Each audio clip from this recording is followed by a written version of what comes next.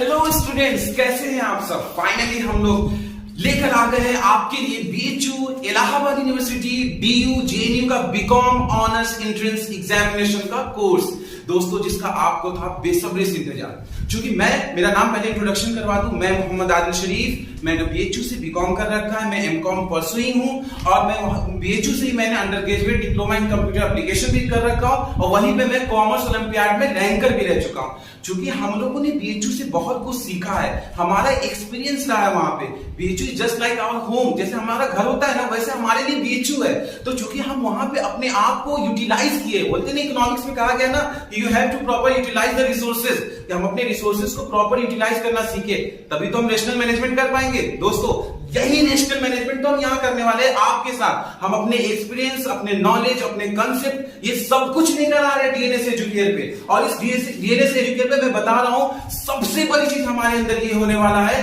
कि हम कॉन्सेप्चुअल पढ़ाएंगे, हम सिर्फ स्टैटिक नहीं पढ़ाएंगे। हम नहीं आएंगे आपको बताएंगे कि देख लो, रट लो, मिनिमम पार्टनर 2 होते, मैक्सिमम 2 होते, फाइनेंशियल स्टेट में सेबी एस्टैब्लिश हुआ था 1980। नहीं, ये नहीं चलेगा दोस्तों। अब कॉन्सेप्ट की बारी है। इस बार अगर कॉन्सेप्ट नहीं होगा हमारे अंदर, हम क्रैक नहीं कर सकते। हम वो ड्रीम जो देखते हैं दिन रात कि हम बीएचयू इलाहाबाद जैसी यूनिवर्सिटीज में पहुंच जाए, वो तभी पॉसिबल होगा जब हमारी कॉन्सेप्चुअल क्लैरिटी बहुत अच्छी होगी। इसी की हम लोग डीएनएस एजुकेयर में लेकर आए हैं इस बार। इस एंट्रेंस में बहुत अच्छा करेंगे, हम आपके साथ मेहनत करेंगे, हम कॉन्सेप्ट पे काम करेंगे, हम चीजों को रिलेट करने की कोशिश करेंगे। हमारा बिजनेस कोई स्टैटिक पोर्शन नहीं जिसे रट जाएंगे और काम खत्म, नहीं, हम रिलेट करेंगे, हम उसे अपने आज के इन्वायरमेंट के हिसाब से समझेंगे, आज के बिजनेस स्केल पे रख के देखेंगे, एक एक चीज समझेंगे। दोस्तों, पहले मैं थोड़ा सा सिलेबस डिस्कस कर देता हूं और आपको मैं बताऊं कि हमारे साथ एक और फैकल्टी है। अभी वो फैकल्टी अभी आएंगे, अजनबी सर भी, नेक्स्ट वीडियोस में आप उन्हें भी देखेंगे। थ्योरी पोर्शन के मास्टर है वो, और मैं कुछ पोर्शन वो कवर करेंगे, कुछ पोर्शन मैं कवर करूंगा। थोड़ी आपकी मेहनत, ज्यादा मेरी मेहनत। देखिए, सबसे बड़ी चीज ये है कि हम बच्चों को अगर चीजें आसान वे में बता दे, कॉन्सेप्ट को क्लियर कर दे, लैंग्वेज बहुत अच्छा रखे और हम चीजों को बहुत आराम से बता दे, बच्चे के लिए कुछ नहीं रह जाएगा। पढ़ाई मुश्किल नहीं हो सकता है अगर हम अपना 100% एफर्ट आपके साथ दे दे, चीजों आसान हो जाएगी। बस आराम से, जैसे मम्मी खाना बनाती घर पे और जब पड़ोसती तो आपको कैसा लगता है कि बस, आपको लगता नहीं कुछ नहीं, बस वही परोसेंगे ना, हम बनाएंगे आपके लिए। आप बस बैठ के उसी थोड़ा सा भी नहीं, हल्का सा दिमाग लगा देंगे, काम हो जाएगा। चलिए देखते हैं डीएनएस एजुकेयर पे ये फीचर जो मैंने आपको बताया, आपको समझ में आ गया होगा। अब हम लोग थोड़ा सा सिलेबस डिस्कस कर लेते हैं। सिलेबस में क्या है, बहुत आराम से समझते हैं। देखिए, पहले क्या होता था कि हर यूनिवर्सिटी अपनी अपनी एंट्रेंस लेती थी। आपको सिलेबस बताने का अंदाज से समझ आएगा कि हमारा पढ़ाने का अंदाज क्या होगा।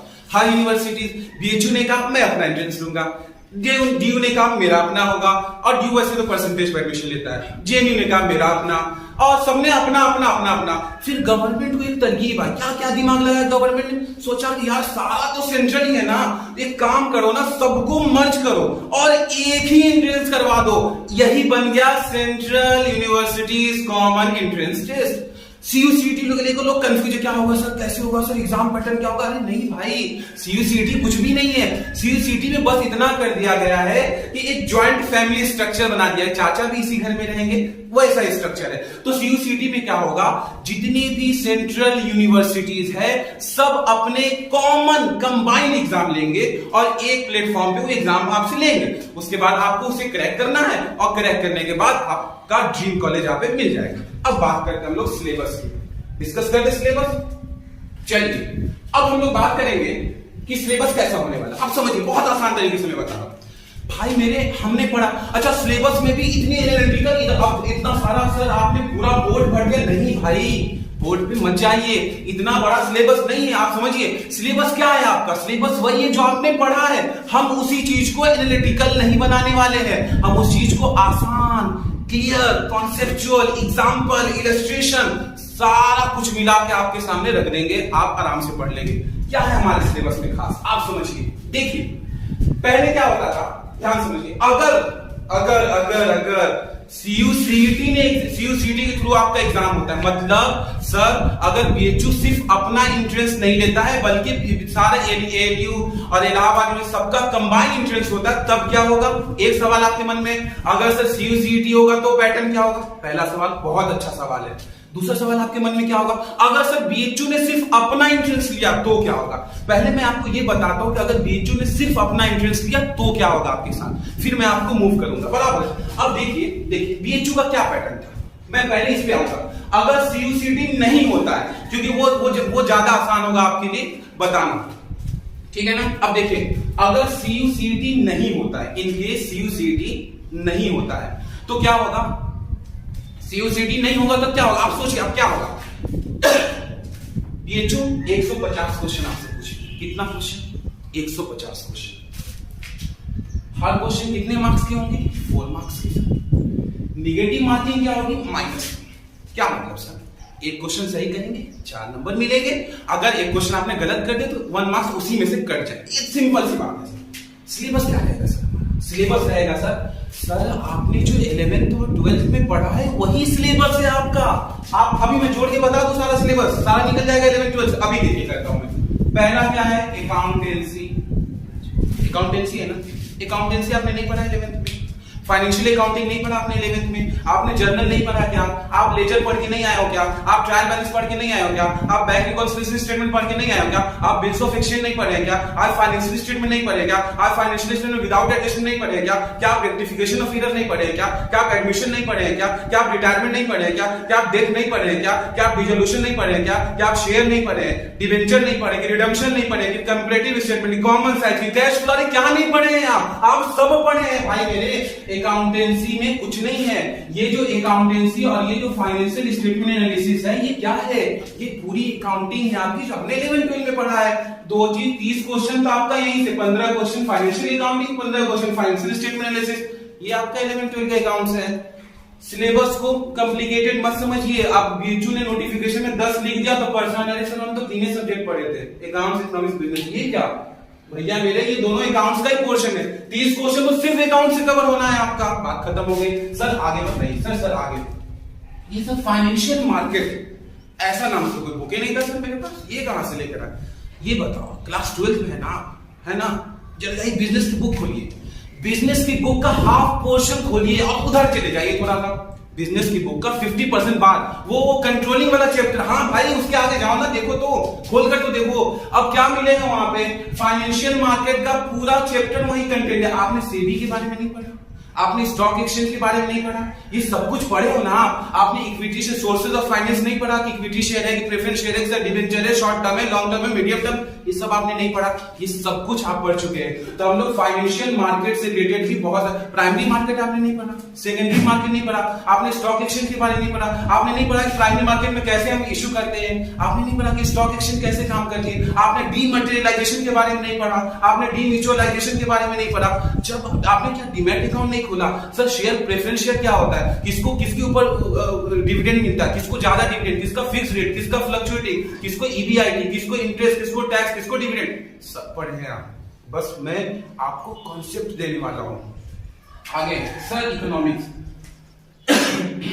इकोनॉमिक्स में क्या करेंगे सर, इकोनॉमिक्स में क्या करेंगे सर, बहुत आराम है भाई इकोनॉमिक्स। फिर आप सर पकड़ लेंगे, सर फिर बताइए सर, कुछ नहीं भाई, आओ 11th से उठा देना। इकोनॉमिक्स के सिलेबस में कुछ भी नहीं है। आप मुझे बताइए 11th में आइए, आपने क्या 11th में डिमांड नहीं पढ़ा था क्या, डिमांड से क्वेश्चन आएगा। सप्लाई नहीं पढ़ा था क्या, सप्लाई से क्वेश्चन आएगा। प्रोडक्शन फंक्शन नहीं पढ़ा क्या, प्रोडक्शन फंक्शन से क्वेश्चन आएगा। आपने मार्केट डिमांड नहीं पढ़ा क्या, मार्केट डिमांड से क्वेश्चन आएगा। आपने कंज्यूमर इक्विलिब्रियम नहीं पढ़ा क्या, कंज्यूमर इक्विलिब्रियम से क्वेश्चन आएगा। आपने प्रोडक्शन फंक्शन, ये सारा कुछ है भाई मेरे। 12th में नेशनल इनकम पढ़ रहे हो ना अभी, उससे भी क्वेश्चन आएगा। बैलेंस ऑफ पेमेंट पढ़ रहे हो ना, उससे भी क्वेश्चन आएगा। बजट पढ़ रहे हो ना, बजट से भी क्वेश्चन आएगा। यानी कि मैं ये कहना चाह रहा हूं मेरे भाई, एग्रीगेट डिमांड नहीं पढ़े हो क्या, एग्रीगेट सप्लाई नहीं पढ़े हो क्या, एग्रीगेट से रिलेटेड कॉन्सेप्ट नहीं पढ़े क्या, हम डिराइव नहीं किए क्या, सेविंग कर्व कंजम्पशन कर्व से कैसे आता है sir, saving curve investment curve से कैसे आता है सर, ये सब कुछ देंगे हम। आप अच्छा मेरी बात सुनकर लगा अरे सर इतना सारा चीज आप बता दी, तब तो मेरा सर भर गया। नहीं प्यारे बच्चों, यही तो मैं बताने जा रहा हूं। ये टॉपिक्स बहुत आसान है, बस थोड़ा सा कॉन्सेप्चुअल, थोड़ा सा आपकी मेहनत और बाकी पूरी मेहनत हमारी फैकल्टी की मेहनत, और आप एग्जाम क्रैक कर जाएंगे। सर मनी एंड बैंकिंग, अच्छा मैक्रो इकोनॉमिक्स में मनी बैंकिंग पढ़े हो ना, ये सब मेरे भाई 11th 12th का इकोनॉमिक्स है हमारा। स्टैट्स का पोर्शन नहीं है, ये जो में स्टैटिस्टिक्स नहीं पूछता। अरे सर वहां से बड़ी राहत की बात बताया सर, वो मीन मीडियन मोड और मेजर ऑफ डिस्पर्जन कोरिलेशन और रिग्रेशन, अरे सर दर्द हो गया, बच गए, चलो थोड़ी सी राहत के साथ। अच्छा सर, मनी बैंकिंग में क्या? सर मनी एंड बैंकिंग में प्यारे बच्चों कुछ नहीं है। मनी एंड बैंकिंग, मनी के बारे में हमने मेटालिक मनी, स्टैंडर्ड मनी, ये मनी वो मनी और क्वांटिटी थ्योरी ऑफ मनी है। सुनने में बल्कि लग रहा है ना कि सब ये सब चीजें कहां से आ गया सर, है एंट्रेंस में। देखिए बीएचयू एक ट्रिक खेलता है, मालूम है क्या? बीएचयू को मालूम है कि 11 12 तो सब पढ़ के आएंगे। बीएचयू अपना बीकॉम का कुछ बेसिक सिलेबस कर देता है एंट्रेंस में टच। हम बताएंगे ना, बीएचयू से है ना, हम तो बताएंगे, इसीलिए तो आए हम लोग। यही तो बीएचयू का दिमाग पकड़ेंगे ना हम कि तुम बीकॉम से, आप बीकॉम से पूछेंगे, आप फर्स्ट सेमेस्टर उठा लेंगे ना। बच्चों को आप यही ना चाहते हैं पता ना चला इंट्रेंस नहीं होगा ऐसा इस बार ना, क्योंकि हम बताएंगे आपको बीएचयू कौन से सिलेबस को टच करेगा। तो हम इस मनी एंड बैंकिंग के सिलेबस में भी आपको पूरी तरीके से बताएंगे। बिजनेस ऑर्गेनाइजेशन बहुत सिंपल है यार, सोल प्रोप्राइटरशिप नहीं पढ़े हो, पार्टनरशिप नहीं पढ़े हो, कि प्राइवेट कंपनी की पब्लिक कंपनी। अरे कंपनी क्या होता है? Company is an artificial person having separate legal entity, individual success and common seat. सब पढ़े हो, सब कुछ पढ़े हो। कंपनीज एक्ट के बारे में थोड़ा बहुत बता देंगे। एक्ट कानून नहीं होता, नहीं बोलते जाते, एफआईआर नहीं होता है कि आर्टिकल नंबर सेक्शन 144 के अंदर में ताला लगा दो। यही है यार, कंपनीज एक्ट में रूल्स एंड रेगुलेशन है, सब पढ़ लेंगे हम लोग। अब आते हैं बिजनेस मैनेजमेंट। अरे सर ये तो आप लोगों का 12 में फेवरेट बिजनेस मैनेजमेंट याद नहीं आ रहा क्या? अरे सर बिजनेस मैनेजमेंट वही जो फ्यूल के प्रिंसिपल नहीं थे 14। अरे division of work, authority and responsibility, centralisation, decentralisation, scalar, speed of, सब पढ़े वही है। अच्छा टेलर की साइंटिफिक टेक्निक नहीं पढ़ा आपने? ये सब कुछ हम कवर करने वाले हैं किसमें? बिजनेस मैनेजमेंट में। अच्छा सर उसके बाद सर और इसमें क्या कवर करेंगे? सर बिजनेस मैनेजमेंट में हम लोग मार्केटिंग का पोर्शन भी करेंगे ना। वो सेलिंग और मार्केटिंग में सर क्या डिफरेंस है? प्रोडक्शन 4 पीस ऑफ मार्केटिंग किसने दिया, प्रोडक्शन क्या होता है, प्राइस क्या होता है, प्लेस क्या होता है, प्रमोशन क्या होता है, सब कवर करेंगे सर, सब कवर करेंगे। अच्छा सर ये क्या sir? Business environment. Business environment नहीं जानते हो? देखो बिजनेस इन्वायरमेंट 12 में एक छोटा सा शब्द, ये है ट्रिक असल में बिजनेस इन्वायरमेंट। अब देखिए बच्चे कैसे बीएचयू में थोड़ा सा क्रैक करने से कैसे कौन बच्चा रहता है उसको समझो।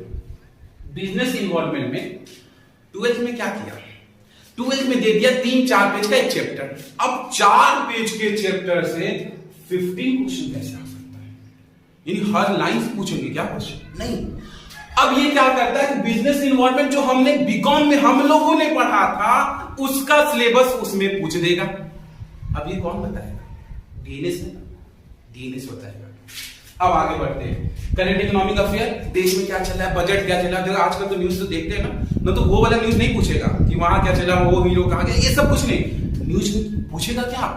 देश में बजट का क्या हाल है, बैलेंस ऑफ पेमेंट का हाल क्या है, सीआरआर का रेट घट गया, एसएलआर का रेट बढ़ गया, कौन घटा कौन, बैंक रेट का क्या हाल है, रेपो रेट का क्या है, रिवर्स रेपो रेट क्या है, सबकी कंडीशन जानेंगे हम। एक एक चीज करंट अफेयर देख लेंगे, सारा टॉपिक कवर करेंगे। फिर आता है मैथमेटिक्स। अरे सर कॉमर्स तो ये थे कि मैथ नहीं पढ़ना था। नहीं बाबू, वो मैथ नहीं पूछेगा उतना हाई लेवल का, उतना हाई लेवल तुम्हें 11 12 का मैथ नहीं पढ़ाऊंगा। मैथ में बेसिकली एलिमेंट्री और बेसिक में क्या पढ़ना है, मैथमेटिक्स में क्या।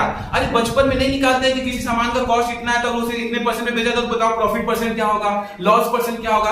अलजेब्रा तो बचपन में नहीं कहते x स्क्वायर इक्वल टू इतना तो y स्क्वायर इक्वल टू इतना तो बताओ x y का वैल्यू क्या होगा। यही है मैथ, बेसिक मैथ। उन्हें भी मालूम है भाई कि आप कॉमर्स के हैं, आप मैथ पढ़ के आए नहीं, कहां से वो, तो आप उसके लिए घबराइए नहीं, हम ये भी देखेंगे। फिर आते हैं हम लोग कंप्यूटर से बात कर लेते हैं। सर कंप्यूटर में क्या, अरे सर कंप्यूटर भाई पिछली बार 6 क्वेश्चन में 5 क्वेश्चन तो खाली एक्सेल से आया था। यानी आप अगर सिर्फ एक्सेल कवर कर लो तो 5 क्वेश्चन कवर हो गया। थोड़ी सी पावर पॉइंट प्रेजेंटेशन से, थोड़ी बेसिक शॉर्टकट की, ये सब पढ़ लेंगे, कंप्यूटर कवर हो जाएगा हमारा। समझ में आ गया? कोई डाउट इसमें? कोई डाउट नहीं है। चलिए अब देखते हैं हम लोग क्या है। ये कब होगा ये, जब बीएचयू अपना एंट्रेंस लेगा। लेकिन सर अगर सीयूसीटी हो गया तो उसमें डर जाए। सर सीयूसीटी हो गया तो क्या ये सब नहीं पूछेगा? तो क्या फिजिक्स पूछेगा, केमिस्ट्री पूछेगा, बायो पूछना शुरू कर देगा? मतलब क्या, क्यों कंफ्यूज हो भाई? कंफ्यूजन नहीं होना चाहिए आपको भाई। आप कॉमर्स के लिए सीयूसीटी हो चाहे कुछ भी हो, पूछेगा कॉमर्स ही। चेंज क्या है सर, क्यों सीयूसीटी में थोड़ा सा डर है हमें? कोई भी डर नहीं है, डीएनएस नहीं है डर। सुनिए क्या है, अगर सीयूसीटी हो जाता है तो कहा कि देखो हम 100 क्वेश्चन तो पूछेंगे लेकिन 25 क्वेश्चन और 75 क्वेश्चन के फ्रेमिंग में। क्या मतलब सर? मतलब क्या है सर, समझाइए, मैं थोड़ा सा समझाता हूं। 75 क्वेश्चन हम आपके सब्जेक्ट से पूछेंगे, यानी समझिए 100 क्वेश्चन पूछ रहा है तो हम 75 क्वेश्चन अपने सब्जेक्ट से पूछेंगे। और सब्जेक्ट डिस्कस करने का अब मुझे जरूरत नहीं, क्यों? क्योंकि ऑलरेडी मैं सब्जेक्ट पे बहुत सारा डिस्कशन कर चुका हूं, तो टाइम ज्यादा नहीं, कम वक्त में ज्यादा पढ़ना समझदारी है और कॉन्सेप्चुअल।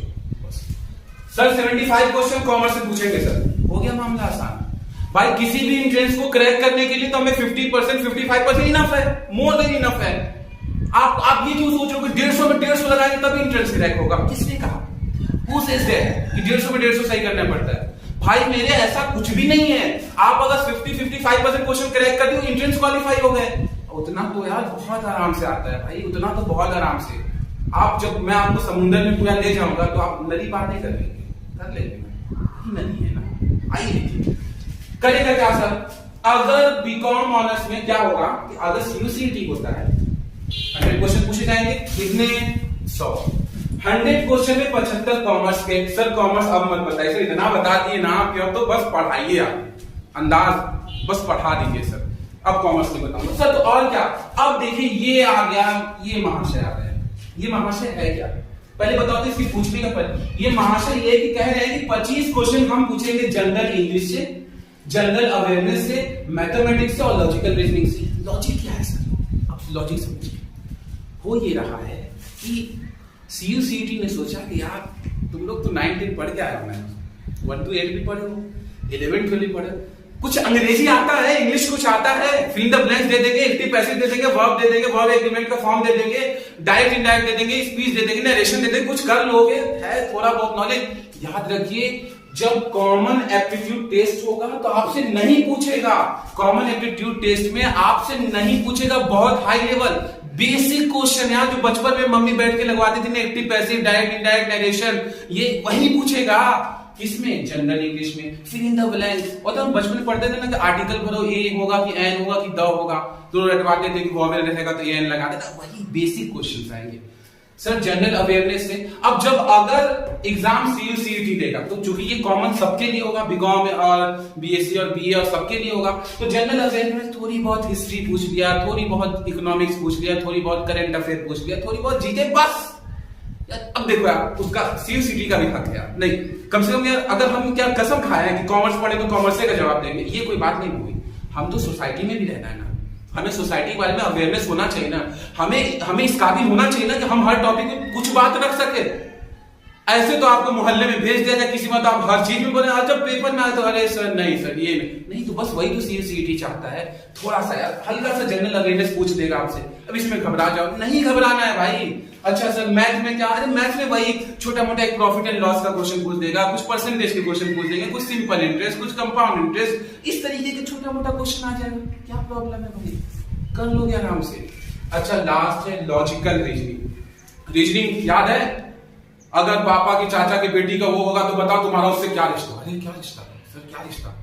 यही तो मजा आएगा, थोड़ा एंजॉय भी तो करोगे, बार बार कॉमर्स कॉमर्स दिन रात पढ़ोगे, ये तो एंजॉय है तुम्हारे लिए। तो कुछ लॉजिकल रीजनिंग पूछना कि तुम्हारा भाई तुम्हारे एज से 3 गुना ज्यादा है, आज तुम्हारी एज इतना, तो बताओ आज से 10 साल बाद तुम्हारे भाई तुम्हारे एज के बीच में क्या डिफरेंस?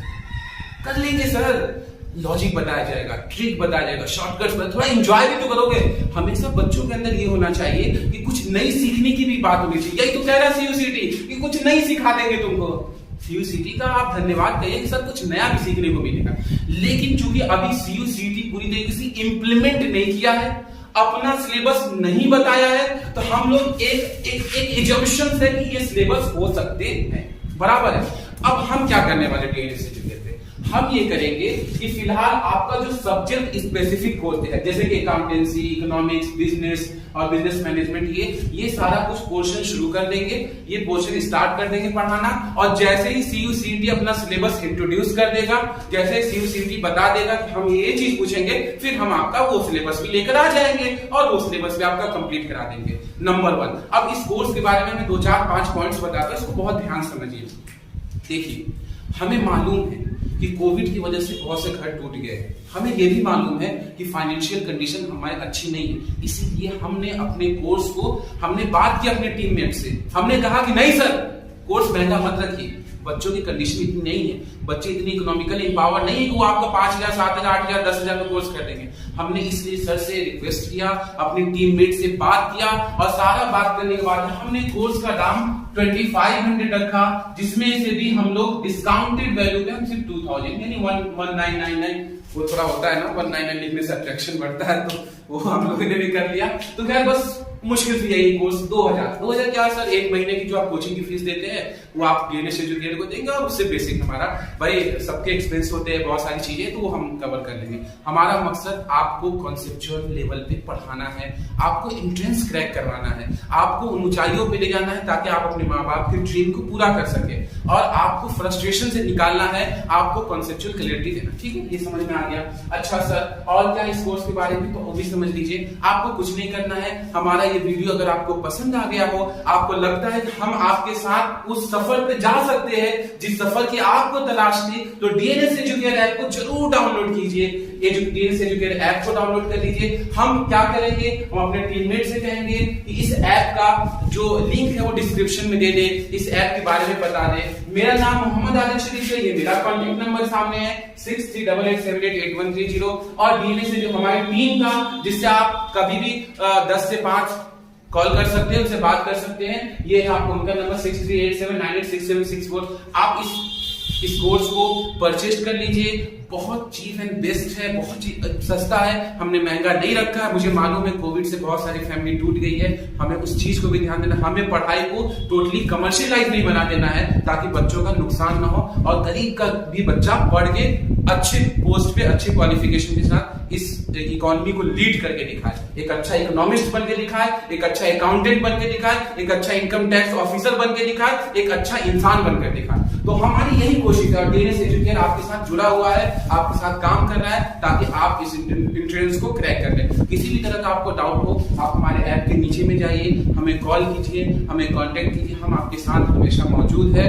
और डीएनएस एजुकेटर ऐप के साथ जुड़े रहिए, और सब्सक्राइब और लाइक तो वो आप डिसाइड कीजिए, आप बनता है तो आप सब्सक्राइब कीजिए और देख लीजिए, और इस अपने दोस्तों को पहुंचाइए, क्योंकि इतना सस्ता कोर्स, इतना अच्छे अंदाज में, इतनी कॉन्सेप्चुअल, और हमारे जो फैकल्टी मेंबर्स अजनबी सर है वो भी लाएंगे, वो भी अपने नई कॉन्सेप्ट, नई तरीके, नए अंदाज से आएंगे। मैं भी अपने नई हम जान लगा देंगे आपके लिए, इतनी कोशिश करेंगे कि हम चीजों को आसान बना सके। अब नहीं रहेगा अकाउंटेंसी टफ, अब नहीं बात करेंगे कि artificial person, separate legal entity को समझाने में एकदम जान निकल जाए लोग, नहीं, हम बहुत आसान और इजी लैंग्वेज में लेकर आ रहे हैं कोर्स।